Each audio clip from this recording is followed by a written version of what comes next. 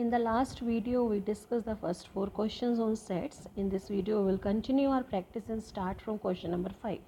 As before, each question will appear on your screen and we will solve it step by step with a clear explanation. So let's get started with question number 5. This is a statement of question number 5. Let Z denote the set of integers. Means Z क्या है, हमारे पास एक integers का set है. इसका मतलब Z हमारे पास integer का अगर सेट हो गया तो आगे क्या है, देन क्योंकि ये दोनों इस ब्रैकेट के अंदर इनक्लोज्ड हैं, ये एक सेट हो गया. ये दोनों इस ब्रैकेट के अंदर इनक्लोज्ड हैं, ये एक सेट हो गया. दोनों सेट्स के बीच में इंटरसेक्शन का साइन है, तो that means we have to find the intersection of these two sets, right. तो क्वेश्चन इज, अगर Z एक इंटीजर है तो इस सेट के बीच में और इस सेट के बीच में, मतलब इन दोनों सेट्स के बीच में इंटरसेक्शन बताओ. Because this set and this set are written in set builder form.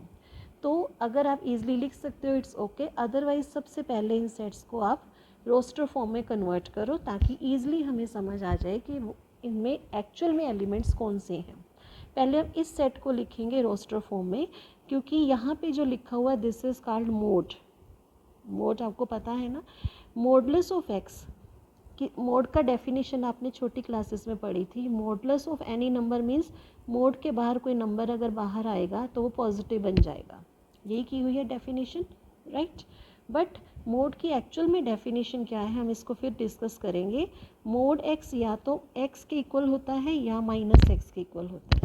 Modulus of x x के इक्वल होगा अगर x greater than equal to 0 है, और माइनस एक्स होगा if x is less than 0.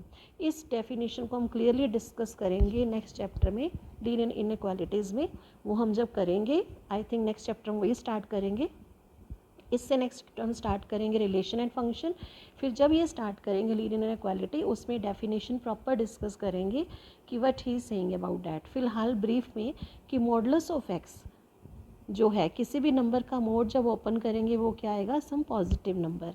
But what about modulus of x is less than, यहाँ पे mode of 5 अगर 5 है मीन्स मॉडुलस ऑफ एक्स अगर 5 है, राइट. इक्वल का साइन होगा, अगर लेस का साइन होगा या ग्रेटर का साइन होगा, तब हमारी क्या सिचुएशंस हैं. First of all we will discuss only about signature sign of less. अगर mod x less than some number है, suppose mod x is less than 2, 3, 4 any number, this a can be positive और negative. If mod x is less than a, तो x की value क्या होगी, minus ए और ए के बीच में. सेम कंडीशन है if mod x is greater than a, तो एक्स की वैल्यू क्या होगी, वो हम अभी डिस्कस नहीं करेंगे क्योंकि अभी वो क्वेश्चन में नहीं आया, तो यू विल गेट कन्फ्यूज. अगर आपने रिजल्ट्स नहीं किए हुए तो परेशानी होगी, राइट. अब हमारे पास जो क्वेश्चन है वो है, this is mod x minus 3 is less than 4, right. अब वो कहता है यहाँ पे mod x is less than a था, एक्स की जगह क्या आ गया, एक्स माइनस 3, और ए की जगह क्या आ गया, 4. तो इस फॉर्मूले में एक्स को रिप्लेस कर लो एक्स माइनस 3 से और ए को रिप्लेस कर दो 4 से, राइट. हमने इस फॉर्मूले को यूज़ किया इसमें. अब हमें यहाँ पे सिर्फ x चाहिए because we want the value of x. x के साथ 3 माइनस हो रहा है, 3 अगर हम तीनों तरफ प्लस कर देंगे, अगर जो भी ऑपरेशन लगाना है तीनों तरफ लगाएंगे तभी minus plus minus. Now you will be clear कि हमने प्लस क्यों किया. यहाँ आ गया -1 is less then 7. That means अगर x minus 3, modulus of x minus 3 4 से छोटा था, तो उस केस में x की वैल्यू क्या आ गई, -1 और 7 के बीच में. डैट मीन्स हम ये कह सकते हैं कि जो x है इस केस में x की वैल्यू आपके पास क्या आ जाएगी, -1 और 7 के बीच में. तो यहाँ पे अगर हम इसको क्लियरली लिखेंगे, इस केस में x क्या आ गया, -1 और 7 के बीच में, राइट. सिमिलरली हम इसको सॉल्व करेंगे सेकेंड पार्ट को, जो हमें सेकेंड पार्ट दिया हुआ है. Second part is this much. Second part में क्या है, x माइनस 3 की जगह क्या है, x minus 4 is less then 5. तो अब इस क्वेश्चन में इस फॉर्मूले में 5 को क्या लिख देंगे, a को क्या लिख देंगे 5, और x को लिख देंगे x माइनस 4, राइट. बन गया दिस. अब यहाँ पे 4 है तो तीनों तरफ हमने 4 को ऐड किया, 5 + 4, तो वी हैव दिस। अब इस केस में हमारे पास x की वैल्यू क्या आ गई, -1 और 9 के बीच में, राइट। आई थिंक यहाँ तक कोई कन्फ्यूज़न नहीं होगी। अब इसको आगे अगर हम सॉल्व करेंगे, फर्दर सॉल्व करेंगे, तो हमारे पास क्या सिचुएशन आएगी। अब हमने इस सेट के जो एलिमेंट्स थे वो क्या आ गए, -1 और 7 के बीच में। अगर रोस्टर फॉर्म में लिखेंगे -1 और 7 के बीच में क्या एलिमेंट्स होते हैं, क्योंकि z क्या है, इंटीजर, x किसको बिलोंग कर रहा है, इंटीजर को। इसका मतलब -1 और 7 के बीच में सारे इंटीजर्स अगर हम लिखेंगे तो क्या बनेंगे। अगर हमने इसको नंबर लाइन पे प्रेजेंट किया, राइट, नंबर लाइन पे प्रेजेंट करेंगे तो क्या बनेगा, कैसे होते हैं, 0 1 2 3 4 5 6 7 8 9 एंड ऑल डेट। इसको दोबारा लिखते हैं, हमने इसको प्रॉपर फॉर्म में लिखा, ये roster, this is the number line. Number line के अकॉर्डिंग देखेंगे तो x की वैल्यू क्या है, -1 और 7 के बीच में। दिस इज़ -1, दिस इज़ 7, मतलब x की वैल्यू क्या होनी चाहिए, -1 और 7 के बीच में। -1 और 7 के बीच में there are infinite numbers, but क्योंकि x z को बिलोंग कर रहा है, हमें क्या गिवन है, x बिलोंग्स टू z। इसका मतलब -1 और 7 के बीच में सारे इंटीजर्स लेंगे तो क्या आ जाएंगे, -1 और 7 के बीच के इंटीजर्स 0 1 2 3 4 5 6 7 और इधर -1, राइट। ये बन गई रोस्टर फॉर्म। बट इस क्वेश्चन में जो हमें दिया हुआ था mod x - 3 was less than 4, जब हमने सॉल्व करके किया तो क्योंकि यहाँ पे इक्वल का साइन नहीं था तो यहाँ पे भी इक्वल का साइन नहीं आया। अगर इक्वल का साइन होता तो ये -1 और 7 भी इंक्लूड होते, बट इक्वल का साइन नहीं है तो इसका मतलब -1 और 7 इसमें इंक्लूडेड नहीं होंगे। तो हमारी जो रोस्टर फॉर्म बनेगी वो इसकी क्या बन जाएगी, 0 से लेके 6 तक। अब इसकी अगर रोस्टर फॉर्म के एलिमेंट्स देखेंगे क्या आएगा, -1 और 9 के बीच में। -1 और 9 के बीच में कौन से एलिमेंट्स हैं, अब क्या बन जाएंगे, 0 1 2 3 4 5 6 7 8, राइट। -1 और 9 एक्सक्लूडेड हो जाएंगे क्योंकि इक्वालिटी नहीं है, राइट। अगर हम इन दोनों को रोस्टर फॉर्म में लिखा, अब लिखने के बाद हम इसको देखते हैं कि इनकी हमें क्या चाहिए, इंटरसेक्शन, जो दोनों में कॉमन है। अब दोनों में कॉमन एलिमेंट क्या है, 0 1 2 3 4 5 6, ये सारे एलिमेंट्स कॉमन है तो आंसर क्या आ जाएगा, 0 1 2 3 4 5 6। वो कौन सी ऑप्शन आ रही है आपकी, सी ऑप्शन, राइट। आप अगर रोस्टर फॉर्म में कन्वर्ट करते हो तो you will get this answer. मान लो आप रोस्टर फॉर्म में कन्वर्ट नहीं करते, आप नंबर लाइन पे ही शो करते हो और उसका आंसर देखते हो, तो कॉमन का मतलब क्या आएगा, ये एक सेट को हमने रिप्रेजेंट कर दिया नंबर लाइन पे, ये दूसरे सेट के एलिमेंट्स को नंबर लाइन में रिप्रेजेंट कर दिया। अब कॉमन एलिमेंट कौन से आ रहे हैं, जो दोनों में है, इतना पोर्शन दोनों में कॉमन है, ये वाला पोर्शन इस सेट का है जो इस सेट में कॉमन नहीं है, तो इसका मतलब ये वाले एलिमेंट दोनों में क्या हो गए, कॉमन। तो नंबर लाइन से डायरेक्ट देखकर हमें आंसर पता चल रहा है, 0 से लेके 6 तक आपका आंसर आ रहा है, राइट। तो हमें ये सारे सेट्स लिख के टाइम वेस्ट करने की ज़रूरत नहीं पड़ेगी अगर हम कॉम्पिटिटिव में सिर्फ 4 ऑप्शंस में से ही एक आंसर देना है तो। Next question, next statement is if an, जो an है, this is set of first n prime numbers, then union of this is equal to an क्या होगी। पहले हम सिर्फ इसी को देखते हैं, an किसके इक्वल दिया हुआ है, set of first n prime numbers, ठीक है। इसका मतलब पहले n प्राइम नंबर्स का सेट होगा। अगर यहाँ पे n की वैल्यू, n क्या दिया हुआ है आपको, 2 से लेके 10 तक, अगर n की वैल्यू 2 पुट करेंगे दोनों तरफ तो यहाँ आ जाएगा a2, तो यहाँ पे क्या आ जाएगा, सेट ऑफ फर्स्ट n की जगह क्या पुट कर दिया, 2 प्राइम नंबर्स, है ना। और अगर हमने n की वैल्यू 3 पुट की तो ये क्या आ जाएगा, set of first 3 prime numbers. n की वैल्यू 4 पुट की, set of first 4 prime numbers, so on चलता जाएगा। इसका मतलब a2 क्या आएगा, set of first 2 prime numbers, पहले 2 प्राइम नंबर। अब पहले 2 प्राइम नंबर क्या, प्राइम नंबर्स तो पता है ना सबको, डैट इज़ 2 and 3। a3 मतलब first 3 prime numbers, set of first 3 prime numbers, पहले 3 प्राइम नंबर्स क्या आएंगे, 2 3 5। A4 means first 4 prime numbers 2, 3, 5, 7. A5 means first 5 prime numbers 2, 3, 5, 7, 11. Right, तो इसी तरह से हम A6 लिखेंगे। हमने सारे प्राइम नंबर्स लिख दिए। A2 मीन्स पहले 2 प्राइम नंबर, A3 मीन्स पहले 3 प्राइम नंबर्स, A4 मीन्स पहले 4 प्राइम नंबर्स, A5, A6 सारे हमने लिख दिए। राइट, बट आपको इसको नहीं लिखना एज इट इज़, ये सिर्फ आपको समझाने के लिए था। इतना लॉन्ग क्वेश्चन मैंने सॉल्व किया। आपने जब करना है तो इसको एक बार समझ लिया, फिर माइंड में ही कैलकुलेशंस करोगे, जस्ट टू सेव टाइम। लिख कर टाइम वेस्ट नहीं करना।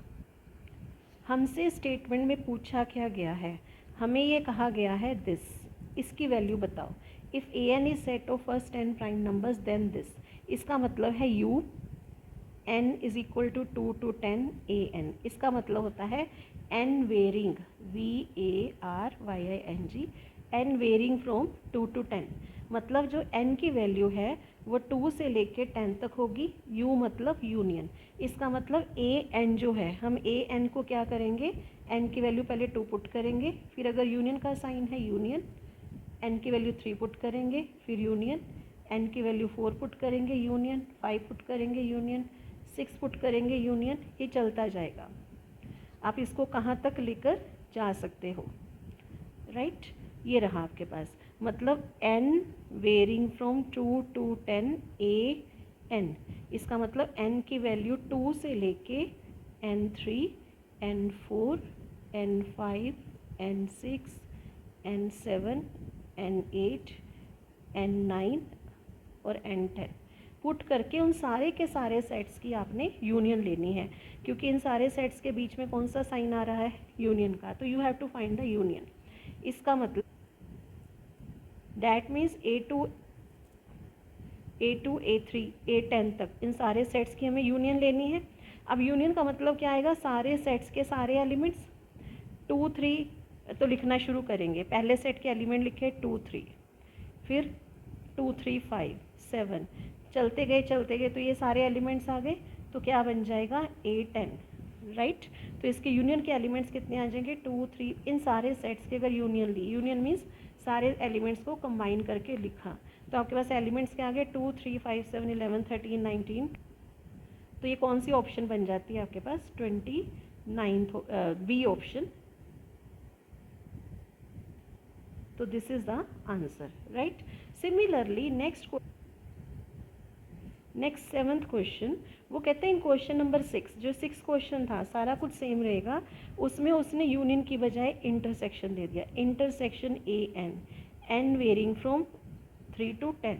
राइट, एन की वैल्यू क्या आएगी 3 से लेके 10 तक। अब हमने 3 से शुरू हो रहा है तो 1 या 2 पुट नहीं करेंगे, 3 पुट किया, क्योंकि इंटरसेक्शन का साइन है, फिर इंटरसेक्शन लगाया। 3 से लेके 10 तक हर वैल्यू पुट करेंगे, 4 पुट करेंगे, then 5, then 6, then 7, then 8, then 9 और देन 10। हमने क्या किया, इंटरसेक्शन का साइन लगा दिया, क्योंकि इंटरसेक्शन था। मीन्स A3 से लेके A10 तक के सारे सेट्स की आपको इंटरसेक्शन कैलकुलेट करनी। इंटरसेक्शन मीन्स A3 से लेके, ये वाला सेट A3 है, और A10 तक सारे एलिमेंट्स में जो कॉमन एलिमेंट्स हैं, देखा जाए तो सबसे छोटा सेट क्या है 2, 3, 5, तो इसका मतलब कॉमन एलिमेंट्स कौन से होंगे 2, 3, 5। तो आपकी जो ऑप्शन आंसर में आएगी वो क्या आ जाएगी 2, 3, 5। तो इसका मतलब ये है कि आपको इतने लॉन्ग कैलकुलेशंस करने की ज़रूरत नहीं है। आप इंटरसेक्शन, अगर एक या एक से ज़्यादा सेट्स के इंटरसेक्शन लेनी है, तो इंटरसेक्शन मतलब जो उसमें सबसे स्मॉलेस्ट सेट होगा, क्योंकि हर सेट दूसरे का सबसेट है। अगर तो हमने क्या देखा है इन सेट्स में, A3 A4 का सबसेट है, A4 A5 का सबसेट है, A6 सारे एक दूसरे के सबसेट हैं। तो जो सबसे स्मॉलेस्ट सबसेट होगा वही इंटरसेक्शन में होगा, तो इसका मतलब A3 is the answer. Same way इस क्वेश्चन में अगर हमने देखा, यहाँ सारे के सारे सबसेट्स क्या है, A2 A3 का सबसेट है, सेम सिचुएशन है, A4 और सोन सारे 8, 8। अगर हमने यूनियन लेनी है तो सबसे बड़े वाला जो सेट होगा वो उसका आंसर। अब प्रीवियस क्वेश्चन में हमने एक रिजल्ट भी देखा, वो रिजल्ट क्या देखा, लाइक दिस। प्रीवियस एग्जाम्पल में हमारा रिजल्ट क्या था, A1 is subset of A2, A2 is subset of A3, means सारे एक दूसरे के सबसेट थे। तो अगर सारे सेट सबसेट होते हैं हर सेट का A1 A2 A3, तो जो उसमें छोटा सबसे छोटा सेट होगा वो इंटरसेक्शन में आएगा, और सबसे बड़ा सेट, अगर हमें इन सारे सेट्स की यूनियन लेनी है तो यूनियन लेके क्या आ जाएगा, इन शॉर्ट हम याद रखें तो क्या आएगा, जो सबसे बड़ा सेट है जैसे A100, और इन सारे सेट्स के अगर हम इंटरसेक्शन लेंगे तो कौन सा एलिमेंट आएगा उसमें, आंसर क्या आएगा, जो सबसे छोटा सेट है, राइट। तो इसी रिज़ल्ट को आगे हम फॉलो करते हुए अगर हम यहाँ पे चलेंगे, इस रिज़ल्ट को यूज़ करते हैं। अब वो कहते हैं कि A1 A2 A3 A100 100 sets हैं, इसमें क्या एलिमेंट्स हमें पता नहीं, बट ये पता है A1 A2 का सबसेट है पिछले क्वेश्चन की तरह, A3 ये सारे एक दूसरे के सबसेट्स हैं। तो इसकी जो यूनियन होगी कंटेन डैश एलिमेंट्स, इसकी यूनियन में कितने एलिमेंट्स आएंगे, union I varying from 1 to 100 AI, हमने बताना है इसमें एलिमेंट्स, एलिमेंट्स मीन्स इसमें टोटल कितने एलिमेंट्स होंगे, मीन्स एलिमेंट्स को कैसे प्रेजेंट करते हैं, एन से, N of this means number of elements in this union, right. अब हमें ये पता है कि union of some sets AI, I means 1 to 100, आई की वैल्यू 1 2 3 4 5 100 तक पुट करेंगे। पुट करके प्रीवियस क्वेश्चन की तरह अगर हमने सब पे एक दूसरे के सबसेट होंगे तो इनकी यूनियन लेके क्या बन जाएगा, सबसे बड़े वाला सेट।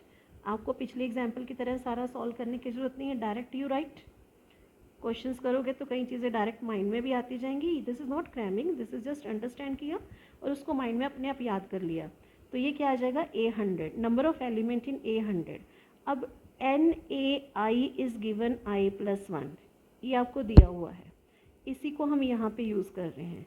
यहाँ पे हमें वैल्यू किसकी लेनी है, A100 की। इसको कंपेयर किया NAI, आई की जगह क्या दिया हुआ 100, तो मतलब दोनों तरफ आई की वैल्यू 100 पुट की तो आपके पास क्या आ जाएगा 101।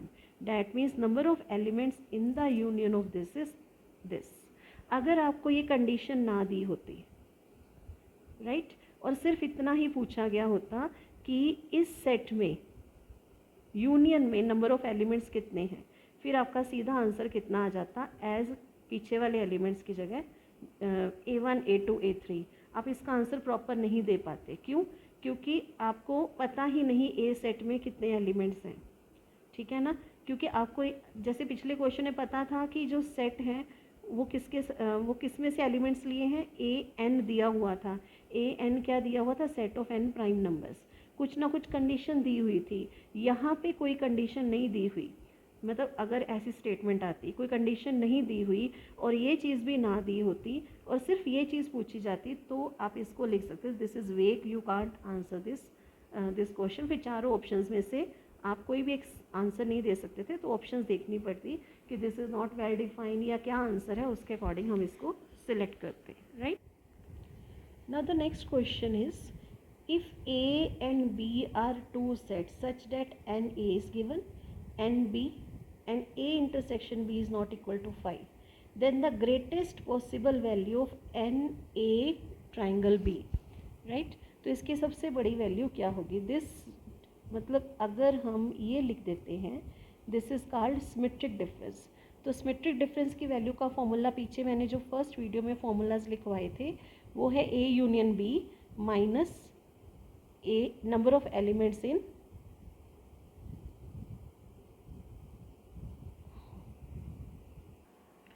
एक बार पहले सिमेट्रिक डिफरेंस की डेफिनेशन देखेंगे, फिर n number of elements in A symmetric B find out करेंगे। ए सिमेट्रिक बी मतलब this is the notation for symmetric difference. इसको बताते क्या है, डेफिनेशन क्या है, let A and B are two sets. अगर हमारे पास दो सेट्स हैं ए और B, the symmetric difference of set A and B is this much. इसको हम कैसे डिफाइन करते हैं, अगर ये हमारे पास दो सेट्स हैं तो सिमेट्रिक डिफरेंस क्या लिखेंगे, A minus B union B minus A. अगर इसको आप वेन डायग्राम से प्रेजेंट करोगे तो वो कैसे आ जाएगा, suppose this is universal set, this is one set A, this is other set B। अब अगर ये आपके पास सेट A है, ये B है, right, A minus B, symmetric difference मतलब A minus B. A minus B मतलब A सेट, ये सारा A सेट है, इसमें से B के एलिमेंट्स निकाल दो। तो बाकी जो रह जाएगा वो क्या बन जाएगा आपके पास, a माइनस बी। तो a माइनस बी क्या होगा, ये वाला जो मैंने ब्लैक कलर से शेड किया, b माइनस ए, मतलब b में से a के एलिमेंट्स निकाल दो, बाकी ये वाले एलिमेंट्स रह गए, राइट। तो इसका मतलब क्या हो गया, यूनियन, ये a माइनस बी था शेडेड पोर्शन, ये b माइनस ए था। इसका मतलब सिमेट्रिक डिफरेंस क्या आ गया, दोनों सेट्स की, राइट, दोनों सेट्स में से, मतलब अगर हम इसको वेन डायग्राम से प्रेजेंट करेंगे, ए सिमेट्रिक डिफरेंस बी को हम लिख सकते हैं, इसमें अंदर कौन सा एलिमेंट होगा, एक्स, सच डैट एक्स क्या होना चाहिए, ये वाला जो एलिमेंट है, जो ये वाला पोर्शन है मैं रेड कलर से कर रही हूँ, ये क्या है, इन दोनों के बीच में नहीं है। इसका मतलब सिमेट्रिक डिफरेंस में ये वाला पोर्शन नहीं आता, और इसको हम क्या कह सकते हैं, ए इंटरसेक्शन बी। इसका मतलब जो सिमेट्रिक डिफरेंस के अंदर ये वाले सारे एलिमेंट ब्लैक कलर से शेडेड है, इनको हम एक्स मानेंगे। एक्स क्या होना चाहिए, या ये ब्लैक कलर या ये ब्लैक कलर। ऐसे तो मैं यहाँ नहीं लिख सकती ये ब्लैक कलर या ये ब्लैक कलर, मुझे यहाँ पे डेफिनेशन में कुछ मेंशन करना पड़ेगा मैथमेटिकली। तो मैं लिख दूँगी इसमें कौन से एलिमेंट्स हैं, एक्स, सच डैट एक्स जो है वो इंटरसेक्शन को बिलोंग नहीं करना चाहिए, राइट। मतलब x किसको बिलोंग करना चाहिए, इंटरसेक्शन को बिलोंग नहीं करना चाहिए। इसका मतलब x या तो a इंटरसेक्शन b को बिलोंग करेगा, राइट, या या तो a माइनस बी को बिलोंग करेगा। सॉरी, हम इसको रिपीट करते हैं। इसका मतलब x अगर इंटरसेक्शन को बिलोंग नहीं कर रहा तो उसको हम कैसे कह सकते हैं कि ये दोनों सेट्स जो a और b हैं, आपने इन दोनों सेट्स की क्या ली, यूनियन। तो x किसको बिलोंग कर जाएगा, इन दोनों सेट्स की union, a union b। b में से हमने क्या माइनस कर दिया, ये वाला एलिमेंट a इंटरसेक्शन b। मतलब ये सारा एलिमेंट जो a यूनियन b था, इसमें से इंटरसेक्शन अगर हम माइनस कर देंगे तो बाकी क्या रह जाएगा आपके पास, shaded portion of black colour. तो a सिमेट्रिक डिफरेंस b को, ये आपके पास फॉर्मूला बन गया a union b minus a intersection b, right, जो हमने सबसे पहले मेंशन किया था कि सिमेट्रिक डिफरेंस कैसे निकालेंगे, मींस दोनों सेट्स के कॉमन पोर्शन को छोड़ के बाकी सारे एलिमेंट्स, राइट। नो डाउट हमने जो भी डेफिनेशन डिस्कस की वो क्वेश्चन के प्रूफ के लिए ज़रूरत नहीं है, बट आपकी अंडरस्टैंडिंग के लिए ज़रूरत है, इसलिए हमने डेफिनेशन को एक बार डिस्कस किया कि ताकि आपको याद रह जाए कि एक्चुअल में ये क्या है। नाउ नेक्स्ट हमने क्या बताना है, number of elements in A symmetric difference B, N A triangle B में नंबर ऑफ एलिमेंट्स कितने होंगे। तो इसमें जो नंबर ऑफ एलिमेंट्स होंगे उनको हम लिख सकते हैं number of elements which belong to one of A और बी, राइट। इसको एक बार दोबारा डिस्कस करते हैं। हमने अभी देखा, ये हमारे पास, हमने इसको जो वेन डायग्राम से प्रेजेंट किया, ये हमारे पास दो सेट थे, राइट, सेट ए और सेट बी। तो ए डिफरेंस बी क्या बना था, ये वाला एलिमेंट और ये वाले एलिमेंट की यूनियन, राइट, जो मैंने शेड किए हैं। इसका मतलब ये जो शेडेड एलिमेंट है ये किस में है, या तो ए में है या बी में है या दोनों में है, राइट।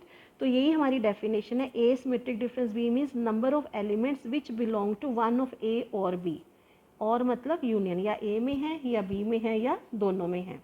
तो राइट, इसको अगर हम प्रेजेंट कर, तो इसका अगर हम प्रूफ लेंगे, N A triangle B is equal to, हमें नंबर ऑफ एलिमेंट चाहिए, मतलब दोनों तरफ हमने n लगा लिया। अब यहाँ पे भी n लगा लिया तो क्या आएगा, N A minus B union b minus A, right. हमने क्या कर दिया, दोनों तरफ n लगा दिया इसी फॉर्मूले में, क्योंकि हमें n चाहिए, राइट। अब अगर आप इसको मान लो a, इसको मान लो b, हमें एक फॉर्मूला पता है, एन ए यूनियन b किसके इक्वल है, N A plus N B minus N A intersection B. हम इस फॉर्मूले को यहाँ पे यूज़ करेंगे, राइट। तो एन ए क्या है, ये क्या है, बी।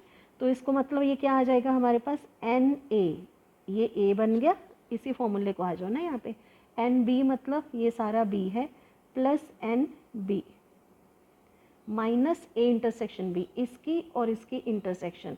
हमने अभी वेन डायग्राम में देखा कि दोनों के इंटरसेक्शन क्या है, कुछ भी नहीं, कॉमन है। तो उनके इंटरसेक्शन में कितने एलिमेंट्स होंगे, 0, क्योंकि वो डिसजॉइंट थे, राइट। अब ये कितना बन गया, n A minus B plus N B minus A. अगर हम दोबारा वेन डायग्राम पे आते हैं तो इस रिज़ल्ट को दोबारा देखेंगे तो और क्या कह सकते हैं, यहाँ से हम ये कह सकते हैं this is A set, this is B set. अगर मैंने सिर्फ इतना पोर्शन शेड किया, इतने पोर्शन को मैं क्या लिख सकती हूँ, इतने पोर्शन को हम लिख सकते हैं ए सेट में से इंटरसेक्शन वाला पोर्शन माइनस कर दिया, राइट। मतलब जो ये शेडेड पोर्शन है इसको हम क्या लिख सकते हैं, ए माइनस बी। ये क्या है, ए माइनस बी। ए माइनस बी को क्या लिख सकते हैं, ए सेट में से इंटरसेक्शन वाला पोर्शन माइनस कर दिया। इसका मतलब इसमें एलिमेंट्स क्या आएंगे, number of elements in A minus B क्या आएगा, सारे ए में से इंटरसेक्शन के एलिमेंट्स माइनस कर दिए। तो एन ए माइनस बी, यहाँ पे मैं इसकी वैल्यू लिख सकती हूँ n A minus N A intersection B, right. Similarly B minus A, B minus A मतलब बी में से ए के एलिमेंट्स निकाल दो, राइट। बी माइनस ए क्या बनेगा, ये वाला, मतलब ये जो शेडेड पोर्शन है ब्लैक कलर से, इसको हम क्या लिख देंगे, number of elements in B minus A. B में से ए के एलिमेंट्स निकाल दिए, तो इसको हम और क्या लिख सकते हैं, बी में से इंटरसेक्शन के एलिमेंट्स निकाल दिए। इसको हमने क्या लिख दिया, number of elements in B minus number of elements in B intersection A, right. अब इसको क्लब करोगे क्या बन जाएगा, N A plus N B, N A intersection B, N A intersection B, दोनों में माइनस का साइन है, तो क्या आएगा, ट्वाइस ऑफ एन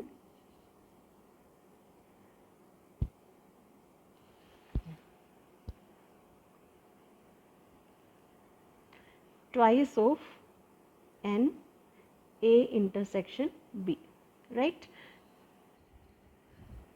अब हम अपनी स्टेटमेंट पर आते हैं। हमारा क्वेश्चन क्या था, एक्चुअल में our question was not this type. हमारा क्वेश्चन था कि let us come to the statement.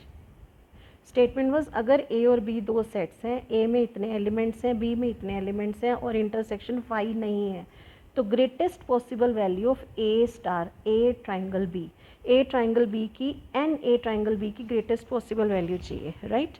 N A triangle B, N A triangle B इसके इक्वल था, इसको सॉल्व किया तो इसके इक्वल आ गया, means N A triangle B actual में सॉल्व करने के बाद किसके इक्वल आएगा, N A plus N B minus 2 N A intersection B, ठीक है। ये सारी कैलकुलेशंस करने की ज़रूरत नहीं है। ये सारी कैलकुलेशंस मैंने क्यों की, आपको समझाने के लिए, क्योंकि ये रिज़ल्ट हमने पहले प्रूव नहीं किया था। ये रिज़ल्ट मैंने फर्स्ट वीडियो में दिए हुए, थर्ड वीडियो या सेकंड वीडियो में दिए हुए हैं सारे रिज़ल्ट्स। आप इन रिज़ल्ट्स को माइंड में बिठा लो और याद कर लो। प्रूफ मैंने अभी करवा दिया, आपको सिर्फ इनको याद रखना है, क्योंकि याद नहीं रखोगे तो इतने बड़े प्रूफ अगर एग्ज़ाम में करोगे तो आप लोगों के लिए दिक्कत कहाँ पे आ जाएगी कि आप इसको सॉल्व करने में आपका टाइम वेस्ट होगा। तो इसलिए कुछ प्रूफ आपको याद रखने पड़ेंगे। प्रूफ बता दिया, माइंड में भी सॉल्व कर लोगे।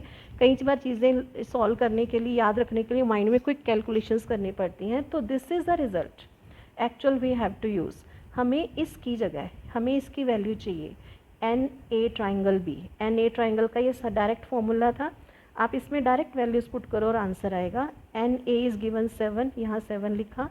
एन बी इज़ गिवन 6, वो 6 लिख दिया। एन ए इंटरसेक्शन बी की कोई वैल्यू नहीं दी हुई, हमें क्या गिवन है, A intersection B is not equal to 5। ये 5 नहीं है, 5 नहीं है। अगर दिया होता ए इंटरसेक्शन बी इज़ 5, इसका मतलब एम्प्टी सेट है। ए और बी दोनों क्या है, disjoint set, right, not empty set. A और बी क्या हो गए, डिसजॉइंट सेट। अगर ये डिसजॉइंट सेट हैं तो इसका मतलब इनमें कुछ भी एलिमेंट कॉमन नहीं है।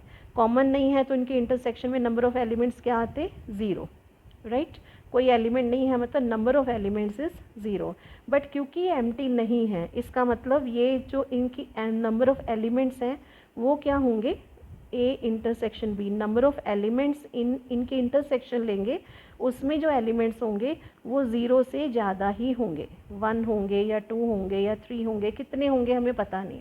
क्योंकि दो सेट्स में जो काउंटिंग है वो जो दो सेट्स में नंबर ऑफ़ एलिमेंट बताने हैं या ज़ीरो होंगे या ज़ीरो से बड़े। नंबर ऑफ़ एलिमेंट मतलब काउंटिंग तो 1 से छोटी, 0 से छोटी नहीं हो सकती ना। तो अब हमने देखना है कि क्या होंगे एलिमेंट्स ताकि हमारा क्वेश्चन सॉल्व हो। वो कहते हैं ग्रेटेस्ट पॉसिबल वैल्यू ऑफ, ये वाली जो चीज़ है उसने ये नहीं कहा इसको सॉल्व करो। क्वेश्चन क्या है, एन ए ट्राइंगल बी की ग्रेटेस्ट वैल्यू क्या हो सकती है इस क्वेश्चन में। आप ऑप्शंस को नहीं देखोगे, आप वैसे सॉल्व करोगे। अब पुट किया, अगर हमें इसकी बड़ी से बड़ी वैल्यू मिल जाए या छोटी से छोटी वैल्यू मिल जाए तो हम सॉल्व कर देंगे। अभी हमें इसकी वैल्यू नहीं पता क्या है, इसको एज इट इज़ लिखा, क्योंकि इसकी वैल्यू 1 भी हो सकती है, 2 भी हो सकती है, 3 भी हो सकती है, 4 भी हो सकती है, कुछ भी हो सकती है। अभी हम इसको सॉल्व करेंगे 13 माइनस 2 इंटू दिस। इसका मतलब हम 13 में से अगर ये इसकी वैल्यू 1 है, 2 इंटू 1 2, सॉल्व किया 13 माइनस 2 तो क्या बन जाएगा 11। अगर इसकी वैल्यू 2 है तो 13 माइनस 2 4, ये क्या बन जाएगा 9। अगर इसकी वैल्यू 3 है तो फुट किया तो कितना आ जाएगा 6, 13 माइनस 6 7। अगर इसकी वैल्यू 4 है तो कितना आएगा 8, 13 माइनस 8 5। अगर इसकी वैल्यू 5 है तो 13 माइनस 10 डैट इज़ 3। अगर इसकी वैल्यू 6 है तो 13 माइनस 6 तो कितना बन जाएगा 12 मीन्स 1। अगर इसकी वैल्यू 7 है तो 13 minus 17 minus 1। Number of element negative हो नहीं सकते, तो यहाँ तक ही आंसर आएगा, राइट। तो इसका मतलब जो पॉजिटिव, जो ग्रेटेस्ट पॉसिबल वैल्यू हमारी क्या आएगी इस क्वेश्चन में, आप खुद ही बता सकते हो वो आंसर क्या आएगा। मतलब इनकी जो, अगर n की आप अलग अलग वैल्यूज़ पुट करोगे, n 0 से बड़ा है बट हो कहाँ तक जा सकता है, सिर्फ 1 तक जा सकता है। तो ये सारी वैल्यूज़ पुट करके आपके ये आंसर आ रहे हैं। तो उनमें सबसे बड़ा आंसर क्या आ रहा है 11। सो 11 इज़ द आंसर। ये तुमने हिट एंड ट्रायल से निकाला, बट आप हिट एंड ट्रायल से नहीं निकालोगे। आपने हिट एंड ट्रायल भी यूज़ करना है, वो तब जब आप कहीं फंस जाओ, आपसे क्वेश्चन सॉल्व नहीं हो रहा। बट हम यहाँ पे हिट एंड ट्रायल की बजाय क्वेश्चन को समझेंगे, बेसिकली बेसिक समझने के बाद देखेंगे कि आंसर क्या आना चाहिए, राइट। अब यहाँ पे हमें इसकी मैक्सिमम वैल्यू चाहिए। मैक्सिमम वैल्यू मतलब बड़ी से बड़ी वैल्यू क्या आएगी। आप लॉजिक देखो, 13 में से आप कुछ माइनस कर रहे हो, ये 2 से मल्टीप्लाई होके जो मर्जी आए, तो अल्टीमेटली 13 में से माइनस कर रहे हो, वही आंसर होगा। इसका मतलब 13 में से कोई चीज़ आप माइनस करोगे, जितनी छोटी से छोटी चीज़ माइनस करोगे उतना बड़ा आंसर आएगा।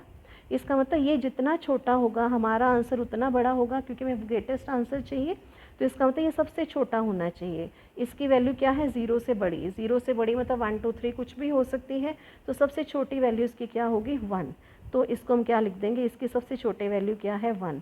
13 minus 2 that is 11 is the answer. आप इस तरह से भी इस क्वेश्चन को सोच सकते हो। हिट एंड ट्रायल से भी नहीं सोचना, ऐसे भी सोचना है, राइट। बट अगर हमें ये चीज़ एम्प्टी दी होती तो इसमें 0 एलिमेंट होते, फिर तो डायरेक्ट ये 0 आ जाता, तो आपका आंसर उस केस में क्या आता 13। क्योंकि बच्चे ये गलती करते हैं, वो ग्रेटेस्ट पॉसिबल वैल्यू को, वर्ड को स्किप कर देते हैं, प्रेशर के चक्कर में इस वर्ड को पढ़ते नहीं, डायरेक्ट इसको सॉल्व करते हैं और आंसर ये दे देते हैं। आपने हमेशा ध्यान रखना है, स्टेटमेंट में कोई भी वर्ड गिवन है उसको स्किप नहीं करना। हर चीज़ की एक इम्पॉर्टेंस है, हर वर्ड की इम्पॉर्टेंस है, और उस हर एक वर्ड के ऊपर वर्क करके आंसर निकालना है। क्योंकि देखो आपके ऑप्शंस में 11 भी आंसर आ रहा है, 13 भी आ रहा है, तो उस टाइम बच्चे कंफ्यूज होते हैं, वो सीधे 13 भी फटाफट आंसर लिख कर टिक कर देते हैं, राइट। तो you have to do accordingly. Now this is next question, A and B are two set, same वही स्टेटमेंट है, बस इस क्वेश्चन में पहले वाले क्वेश्चन में क्या फ़र्क है, लीस्ट पॉसिबल वैल्यू ऑफ ए। यहाँ पे हमने क्या बतानी है, ए की लीस्ट, ए ट्राइंगल बी की लीस्ट पॉसिबल वैल्यू, राइट। तो वो कैसे बताएंगे, सेम इसी क्वेश्चन पे जाएंगे, सारा स्टेटमेंट सेम है। अब स्टेटमेंट सेम है, फ़र्क क्या है, यहाँ ग्रेटेस्ट की बजाय हमारे नेक्स्ट क्वेश्चन में क्या आ गया, लीस्ट वैल्यू। अब लीस्ट वैल्यू हम कैसे कैलकुलेट करेंगे वो देखना है। तो अभी इसी क्वेश्चन को यहाँ पे ही देखेंगे। आपने जब इस क्वेश्चन को सॉल्व किया, राइट, अब इस क्वेश्चन में आपके पास क्या था, एन ए फिर 7 N B 6 2 N A intersection B. अब फिर डिपेंड इसी पे करेगा। अब हमें क्या चाहिए, लीस्ट वैल्यू। लीस्ट मतलब छोटी से छोटी वैल्यू, 13 में से ये माइनस करेंगे तो आंसर आता जाएगा। अभी हमने माइनस किया, ठीक है।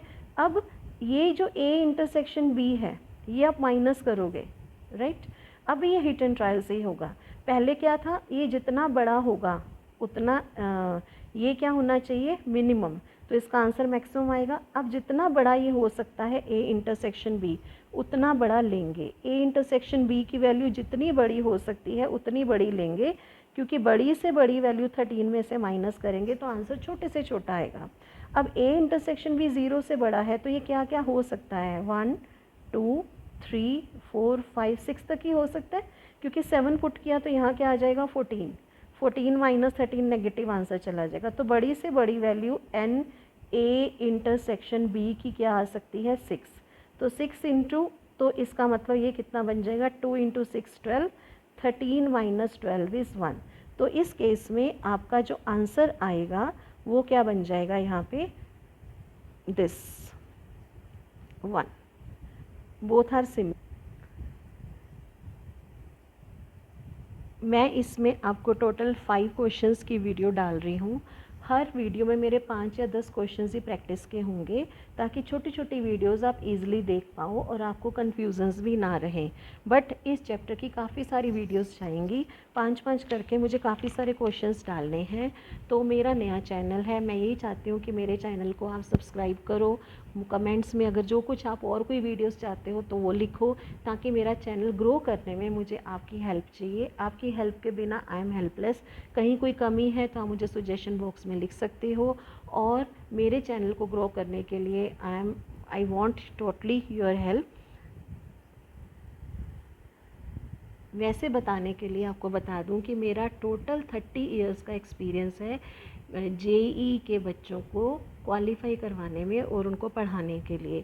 ये एक्सपीरियंस आपको टीचिंग स्टाइल से पता चल गया होगा, क्योंकि मैं हर चीज़ की डेप्थ पर जाकर ही वीडियोस बनाऊंगी, राइट।